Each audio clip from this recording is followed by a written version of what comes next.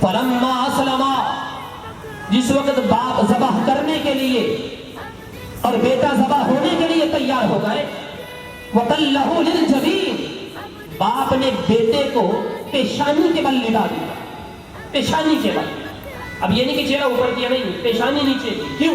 اس کی وجہ تھی اسماعیل علیہ السلام کہنے لگے اگر میرا چہرہ اوپر ہوگا تو آپ میرے چہرے کو دیکھیں گے، میں آپ کے چہرے کو دیکھوں گا، کہیں شفقت پیدری درمیان میں آڑے نہ آ جائے، اور کہیں چھری چلاتے ہوئے آپ کا ہاتھ لڑکھڑا نہ جائے، لہذا میرا چہرہ نیچے کر دیا۔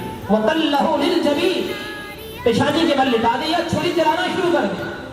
ادھر سے اللہ تبارک و تعالی نے جناب جبریل علیہ السلام کو حکم دیا، دیکھو جبریل، آج میرا خلیل میرا حکم پا کے، وہ بھی خواب کے اندر، میں نے تجھے نہیں بھیجا تھا حکم دے کے، صرف خواب کے اندر میں نے اشارہ کیا تھا، میرے حکم کی تعمیل کے لیے تیار ہے، پوری قوت کے ساتھ جنت کے اندر جاؤ، اور قبل اس کے کہ چھری چلے مینڈا ذبح ہونا چاہیے۔